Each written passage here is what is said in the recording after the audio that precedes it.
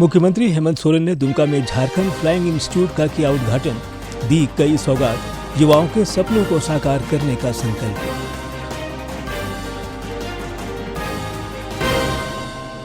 Jharkhand high court में नगर निकाय चुनाव पर सुनवाई, राज्य निर्वाचन आयोग ने मांगा 8 सप्ताह का समय, 30 मार्च को अगली सुनवाई। फीस वृद्धि के खिलाफ रांची के डॉक्टर श्यामा प्रसाद मुखर्जी विश्वविद्यालय के विद्यार्थियों का बढ़ता आक्रोश, आंदोलन तेज, पठन पाठन प्रभावित।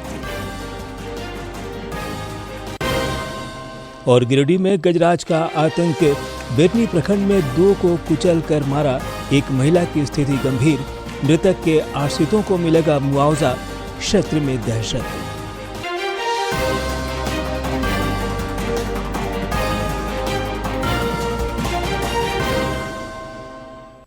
नमस्कार, खबरें झारखंड में आपका स्वागत है। मैं हूं ज्ञानेश्वर प्रसाद श्रीवास्तव और अब समाचार विस्तार से। राष्ट्रपति द्रौपदी मुर्मू ने आज न्यायमूर्ति सूर्यकांत को देश के 53वें मुख्य न्यायाधीश के रूप में पद और गोपनीयता की शपथ दिलाई। इस दौरान उपराष्ट्रपति सीपी राधाकृष्णन, प्रधानमंत्री नरेंद्र मोदी समेत कई केंद्रीय मंत्री और गणमान्य मौजूद रहे। जस्टिस सूर्यकांत ने सोमवार को देश के 53वें प्रधान न्यायाधीश के तौर पर शपथ ली। राष्ट्रपति द्रौपदी मुर्मू ने जस्टिस सूर्यकांत को शपथ दिलाई। राष्ट्रपति भवन के दरबार हॉल में हुए शपथ समारोह में पीएम नरेंद्र मोदी, कई कैबिनेट मंत्री व तमाम गणमान्य व्यक्ति मौजूद थे। इस दौरान कई देशों के न्यायाधीश भी इस पल के गवाह बने। भारत के प्रधान न्यायाधीश के तौर पर न्यायमूर्ति सूर्यकांत का कार्यकाल लगभग 15 महीने होगा और वह 9 फरवरी 2027 तक सीजीआई के पद पर बने रहेंगे। हरियाणा के एक मध्यम वर्गीय किसान परिवार से आने वाले जस्टिस कांत का करियर कई उपलब्धियों से भरा रहा है। साल 2008 में सिर्फ 38 साल की उम्र में वह हरियाणा के सबसे युवा एडवोकेट जनरल बने। ये पहला मौका है जब हरियाणा से कोई जज सीजीआई के पद तक पहुंचा है। उच्च न्यायपालिका में जस्टिस कांत का सफर साल 2004 में पंजाब व हरियाणा हाईकोर्ट से शुरू हुआ, जहां उन्हें जज के तौर पर नियुक्त किया गया। वह 2018 तक पंजाब व हरियाणा हाईकोर्ट के जज रहे। 2018 में उन्हें हिमाचल प्रदेश हाईकोर्ट का मुख्य न्यायाधीश बनाया गया। 2019 में उन्हें पदोन्नत कर देश की सर्वोच्च अदालत में न्यायाधीश के तौर पर नियुक्त किया गया। सुप्रीम कोर्ट में अपने कार्यकाल में जस्टिस सूर्यकांत ने कई अहम मामलों की सुनवाई की। राष्ट्रपति व राज्यपाल के लिए विधेयकों पर फैसले के लिए समय सीमा तय करने के खिलाफ फैसला देने वाली बेंच का वह हिस्सा रहे। जम्मू कश्मीर को विशेष दर्जा देने वाले अनुच्छेद 370 को खत्म करने के फैसले को सही ठहराने वाली बेंच का भी हिस्सा रहे। उन्होंने आईपीसी की धारा 124A यानी राजद्रोह के तहत नई एफआईआर दर्ज करने पर रोक लगाई। बिहार में एसआईआर के खिलाफ याचिकाओं पर भी उन्होंने सुनवाई की। सेना में पुरुष अधिकारियों की तरह महिला अफसरों को भी स्थायी कमीशन का आदेश दिया। इसके अलावा वह 3 नए कृषि कानूनों के खिलाफ दायर याचिकाओं पर भी सुनवाई कर चुके हैं। विकास सारथी, डीडी न्यूज, दिल्ली। मुख्यमंत्री हेमंत सोरेन ने आज दुमका में झारखंड फ्लाइंग इंस्टीट्यूट का उद्घाटन किया। इसके साथ ही उपराजधानी को उन्होंने कई सौगातें भी दी। इस फ्लाइंग इंस्टीट्यूट से अब युवा कॉमर्शियल पायलट की ट्रेनिंग लेकर हौसलों को नई उड़ान देंगे। इस इंस्टीट्यूट में फिलहाल 3 जेलिन एयरक्राफ्ट, 3 ग्लाइडर और स्टीमी एयरक्राफ्ट उपलब्ध हैं, जिनसे कॉमर्शियल फ्लाइंग की ट्रेनिंग दी जा सकेगी। यहाँ इसके लिए 1120 मीटर का रनवे भी तैयार है। मुख्यमंत्री ने अपने संबोधन में युवाओं को सशक्त बनाने और विकास का संकल्प दोहराया।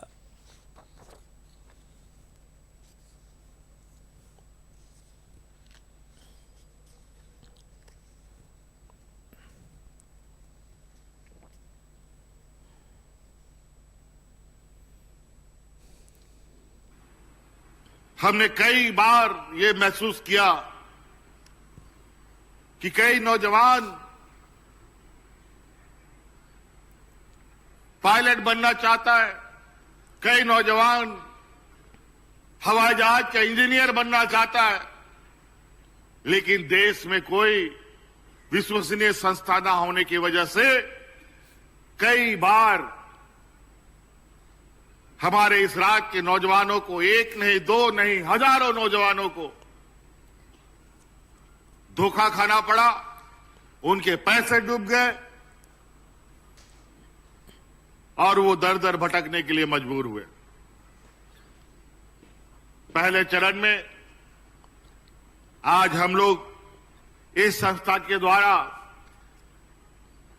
लगभग 30 नौजवानों को पायलट का ट्रेनिंग देंगे और उसमें से 15 नौजवान राज्य सरकार के द्वारा पूरा उसका जो आर्थिक बोझ है वो राज्य सरकार उठाएगी और उसको पायलट बना करके ट्रेन करके अपने पैरों पर खड़ा करेगा।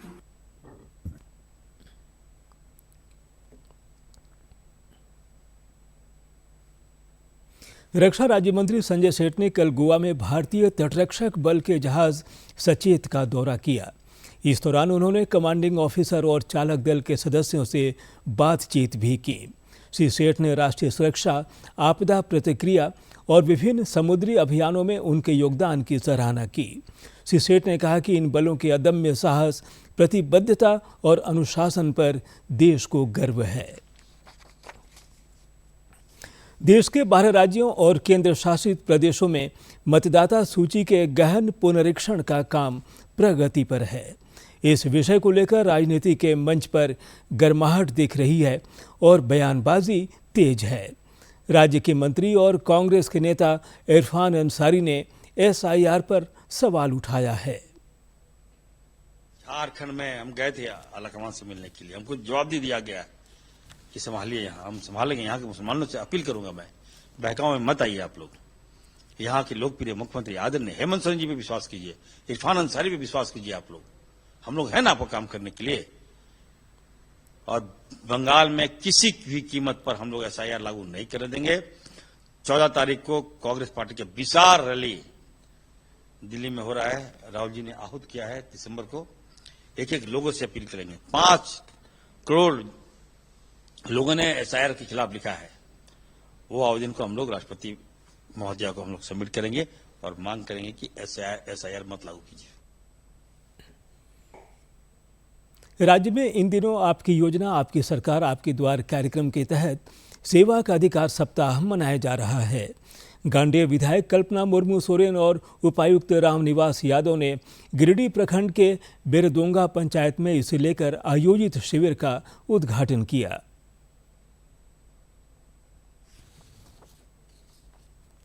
गांडेय विधायक कल्पना मुर्मू सोरेन और उपायुक्त रामनिवास यादव ने गिरिडीह प्रखंड के बेरदोंगा पंचायत में सेवा का अधिकार सप्ताह के तहत आयोजित शिविर का उद्घाटन कर व्यवस्थाओं की जानकारी ली।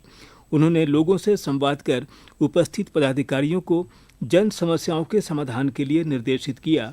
साथ ही कहा कि किसी भी प्रकार की लापरवाही बर्दाश्त नहीं की जाएगी।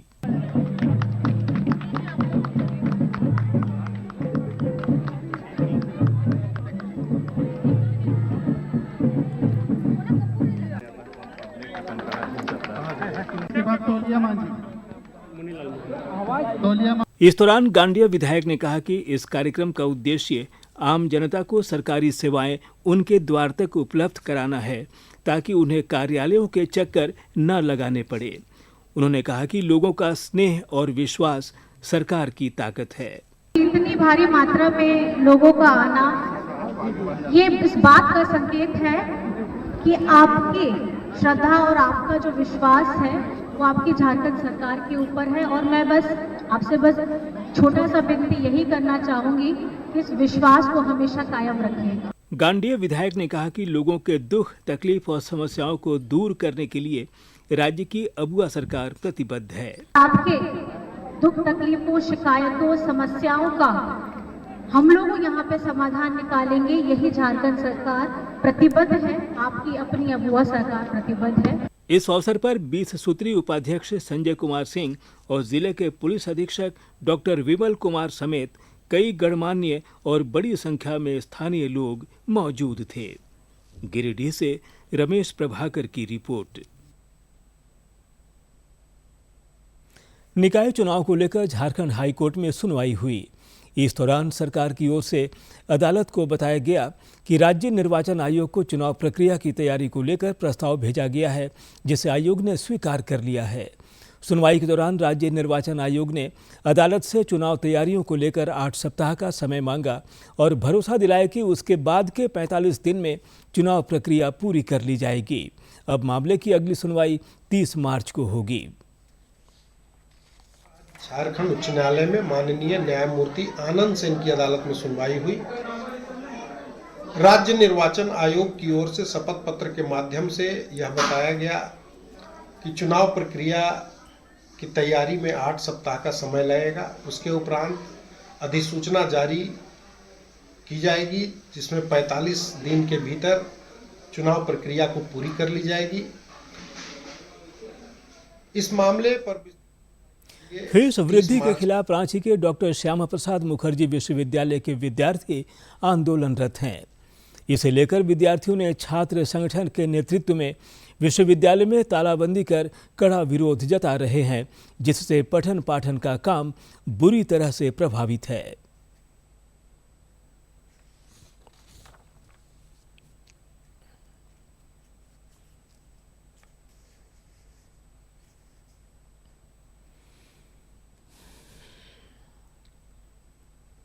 सर, हमारा फीस को बढ़ा दिया गया है पर सेमेस्टर वाइज, और हमारे पास परमानेंट टीचर भी नहीं है, फिर भी हमसे फीस लिया जा रहा है और परमानेंट क्लास भी नहीं है। शोषित वर्ग के सारे छात्र छात्राएं जो आते हैं पढ़ने लिखने के लिए, उनके सपनों पर पानी फेर दिया जा रहा है फी हाइक कर। हम देख रहे हैं कि कॉमर्स डिपार्टमेंट जो है डॉक्टर श्यामा प्रसाद मुखर्जी यूनिवर्सिटी जो अब वीर शहीद बुद्धू भगत यूनिवर्सिटी हो चुका है, उसका फी हाइक उस 2 गुना कर दिया जाता है। पहले पर ईयर लिया जाता था 6,890, अब उसको करके 15,000 एक साल में आप ले रहे हैं। देश में 4 श्रम संहिताएं लागू की गई हैं, जिसका व्यापक स्वागत हो रहा है। भारतीय मजदूर संघ के अखिल भारतीय सचिव गिरीश चंद्र आर्य ने बताया कि नई श्रम संहिताएं श्रमिकों के लिए समान वेतन और सामाजिक सुरक्षा को सुनिश्चित करते हैं। अब मिनिमम फ्लोर वेज तय हो जाएगा सेंटर का, तो सेंटर जो है वो मिनिमम लिविंग स्टैंडर्ड्स के आधार पर वेज तय करेगा। उन वेज तय करने के बाद में जब वो डिक्लेयर कर देगा, चूंकि मजदूर एक कंकरेंट सब्जेक्ट है, तो स्टेट के भी कानून होते हैं और केंद्र के भी कानून होते हैं, मगर केंद्र का जो कानून है वो उस पर जो है लागू होगा। तो जो केंद्र निश्चित कर देगा मिनिमम वेज, कोई भी स्टेट उससे कम नहीं दे सकता, उससे ज़्यादा देने की किसी की सामर्थ्य है तो वो दे सकता है। तो ये एक क्रांतिकारी कदम है।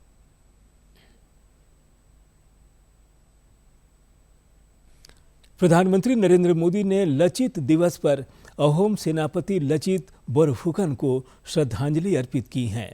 उन्होंने सोशल मीडिया पर एक वीडियो भी साझा किया है। के लाचित दिवस पर हम साहस, देशभक्ति और सच्चे नेतृत्व के प्रतीक लाचित बोरफुकन को याद करते हैं। उनकी वीरता पीढ़ियों को प्रेरित करती रहेगी। उन्होंने असम की अनुकरणीय संस्कृति की रक्षा में महत्वपूर्ण भूमिका निभाई। लाचित बोरफुकन जैसा साहस, उनके जैसी निडरता, यही तो आसाम की पहचान है। मैं असम की उस महान धरती को प्रणाम करता हूं, जिसने मां भारती को लाचित बोरफुकन जैसे अदम्य वीर दिए हैं। लाचित बोरफुकन जैसी महान विभूतियां भारत मां की अमर संतानें इस अमृत काल के संकल्प को पूरा करने के लिए हमारी अविरत प्रेरणा है, निरंतर प्रेरणा है। उनके जीवन से हमें अपनी पहचान का, अपने आत्मसम्मान का बोध भी होता है और इस राष्ट्र के लिए समर्पित होने की ऊर्जा भी मिलती है। उन्होंने दिखा दिया कि कट्टरता और आतंक की हर आग का अंत हो जाता है, लेकिन भारत की अमर ज्योति, जीवन ज्योति अमर बनी रहती है। मैं इस पुण्य अवसर पर लचित बोरफुकन के महान शौर्य पराक्रम को नमन करता हूं।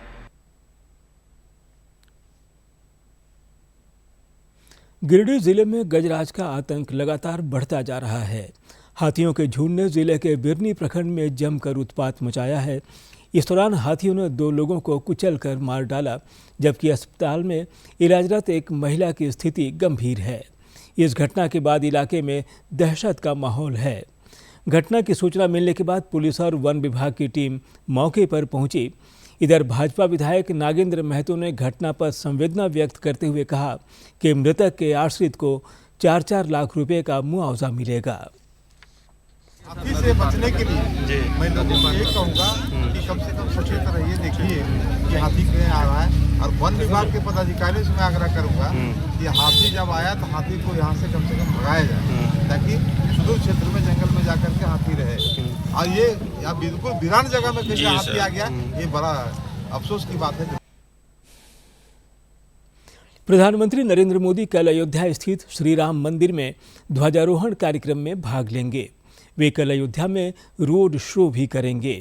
प्रधानमंत्री के कार्यक्रम और ध्वजारोहण को लेकर सुरक्षा के पुख्ता इंतजाम किए गए हैं। सुरक्षा अलर्ट पर है। सुरक्षा व्यवस्था को चाको चौबंद रखने के लिए अतिरिक्त सुरक्षा बलों की तैनाती की गई है। मंदिर परिसर में आने से पहले हर व्यक्ति की गहन जांच की जा रही है और सभी प्रवेश द्वारों पर स्क्रीनिंग अनिवार्य कर दी गई है और साथ ही सभी वाहनों की भी जांच की जा रही है और वॉच टावरों पर तैनात सुरक्षा कर्मियों को हर पल चौकन्ना रहने को कहा गया है। बम डिस्पोजल और डॉग स्क्वाड को सघनता से पूरी परिसर की नियमित जांच करने का निर्देश दिया गया है। कल 25 नवंबर को होने वाले ध्वजारोहण कार्यक्रम में शामिल होने के लिए भारी संख्या में श्रद्धालु अयोध्या पहुंच रहे हैं। गोवा में इन दिनों भारतीय अंतर्राष्ट्रीय फिल्म महोत्सव चल रहा है, जो उभरते कलाकारों और फिल्मकारों के लिए बड़ा मंच साबित हो रहा है। इफ्फी में आज युवा फिल्मकारों का सम्मान होगा। इंडियन फिल्मों के गाला प्रीमियम में हिंदी फिल्म गुस्ताख इश्क का प्रदर्शन होगा। इसके अलावा भी कई कार्यक्रम निर्धारित हैं। देश भर से चुनकर आए युवा फिल्मकारों ने सिर्फ 48 घंटों के अंदर ही अपनी लघु फिल्म निर्माण की पूरी प्रक्रिया संपन्न की है। ये प्रतियोगिता नए रचनात्मक प्रतिभाओं को मंच देने और उभरते फिल्म निर्माताओं को उद्योग से जोड़ने का एक महत्वपूर्ण जरिया है। इसके साथ ही आज इंडियन पैनोरामा के गाला प्रीमियर में हिंदी फिल्म गुस्ताख इश्क प्रदर्शित की जाएगी। इस फिल्म का निर्देशन विभुपुरी ने किया है। फिल्म में बॉलीवुड अभिनेता विजय वर्मा और अभिनेत्री फातिमा सना शेख मुख्य भूमिकाओं में नजर आएंगे। वहीं कन्नड़ फिल्म रुधिरवना का भी आज वर्ल्ड प्रीमियर आयोजित किया जाएगा। इस फिल्म में पावना गौड़ा, अपूर्वा, कृष्ण हब्बाले, अर्जुन काजे और बाला राजवाड़ी की प्रमुख भूमिकाएं शामिल हैं। अंतर्राष्ट्रीय फिल्म कैटेगरी में आज द विजुअल फेमिनिस्ट मैनिफेस्टो और लिटिल ट्रबल गर्ल्स का गाला प्रीमियर होगा। मास्टर क्लास के तहत Raju Hirani film is made on two tables writing and editing पर अपने अनुभव साझा करेंगे, जबकि श्रीकर प्रसाद और सैकत शेखरेश्वर ने from mind to screen vision to execution विषय पर एडिटिंग के पहलुओं पर चर्चा करेंगे। आज के कार्यक्रम का समापन दास्तान गुरुदत्त की संगीतमय प्रस्तुति से होगा, जिसमें दास्तान टीम और राहुल रवेल शामिल होंगे। राज्य में मौसम का उतार चढ़ाव जारी है। रांची मौसम विज्ञान केंद्र ने बताया है कि अगले 3 दिनों के दौरान न्यूनतम तापमान में 2 से 4 डिग्री सेल्सियस तक की गिरावट हो सकती है। उसके बाद इसमें धीरे धीरे फिर से 2 से 4 डिग्री सेल्सियस तक की वृद्धि के आसार हैं। 30 नवंबर तक सवेरे कोहरा या धुंध के हालात रह सकते हैं। इस अवधि में आकाश में आंशिक रूप से बादल छाए रहने का पूर्वानुमान है। पिछले 24 घंटे के दौरान गुमला में 10.5 डिग्री सेल्सियस रिकॉर्ड किया गया, जो राज्य में सबसे कम रहा। प्रधानमंत्री नरेंद्र मोदी इस महीने की 30 तारीख को देश विदेश के लोगों के साथ आकाशवाणी पर मन की बात कार्यक्रम में अपने विचार साझा करेंगे। महीने का आखिरी रविवार जब बजते हैं सुबह के 11, एक साथ होता है पूरा देश सुनने मन की बात। आए महीने का आखिरी रविवार और देश कहे चलो सुने मन की बात। आकाशवाणी और दूरदर्शन के नेटवर्क पर। स्वदेशी युद्धपोत माहे नौसेना के बेड़े में शामिल कर लिया गया है। मुंबई नौसेना डॉकयार्ड में माहे का जलावतरण हुआ।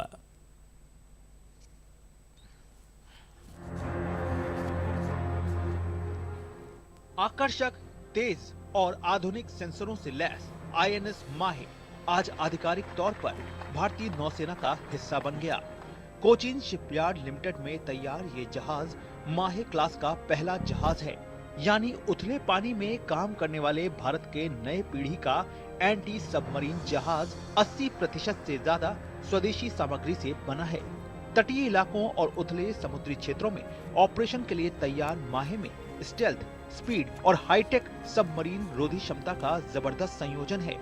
ये भारत की समुद्री सीमा की सुरक्षा में अहम भूमिका निभाएगा। इस मौके पर थल सेना प्रमुख जनरल उपेंद्र द्विवेदी ने कहा कि सशस्त्र बलों की ताकत तालमेल में निहित है। Today I am reminded that the strength of armed forces lies in synergy. The sea, land and the skies form a single continuum of national security. And together the Army, Navy and Air Force form the trinity of India's strategic strength. In this age of multi-domain operations, our ability to act in concert from the depths of ocean to the highest frontier will determine the security and influence of our republic. We are an operation line in every domain, from Ladakh to the Indian Ocean, from information warfare to joint logistics. Op Sindoor was an apt example towards that synergy. The Indian Army too has launched a series of initiatives under our overall umbrella of a decade of transformation in which jointness and integration is an important pillar. इस जहाज की असली ताकत है इसका अत्याधुनिक sonar system, जो कि समुद्र के भीतर नौसेना की आंख और कान का काम करेगा। इस सबमरीन की खासियत है कि उथले पानी की मुश्किल परिस्थितियों में पानी में छिपे किसी भी खतरे को बहुत सटीकता से पकड़ सकता है। अब माहे एक्शन के लिए तैयार है।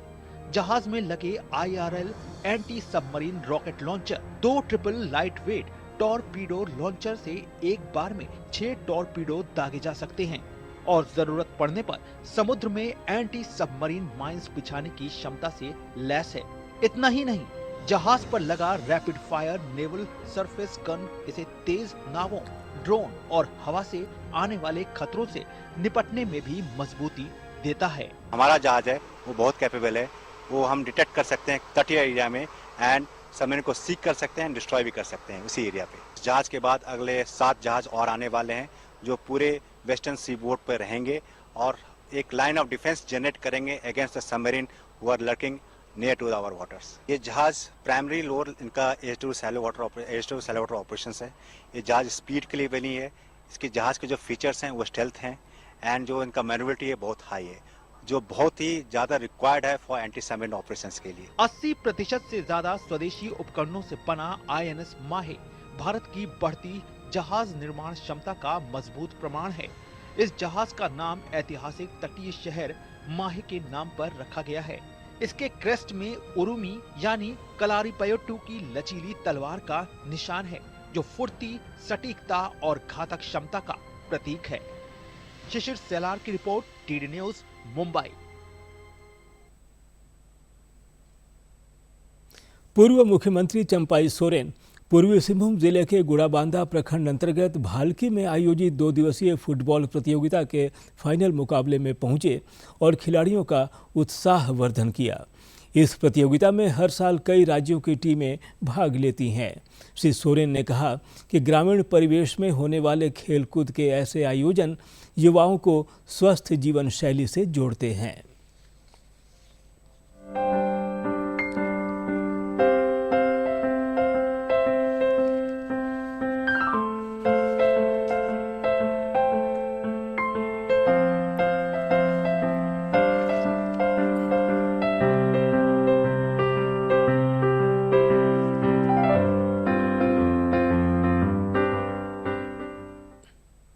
और अब अंत में मुख्य समाचार एक बार फिर।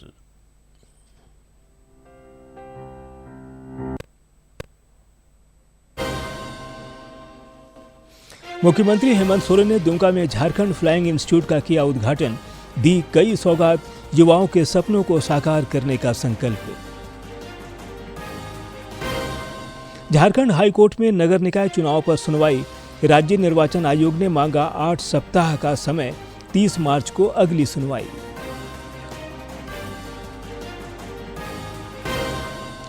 फीस वृद्धि के खिलाफ रांची के डॉक्टर श्यामा प्रसाद मुखर्जी विश्वविद्यालय के विद्यार्थियों का बढ़ता आक्रोश, आंदोलन तेज, पठन पाठन प्रभावित। और गिरिडीह में गजराज का आतंक, बिरनी प्रखंड में 2 को कुचल कर मारा, एक महिला की स्थिति गंभीर, मृतक के आश्रितों को मिलेगा मुआवजा, क्षेत्र में दहशत।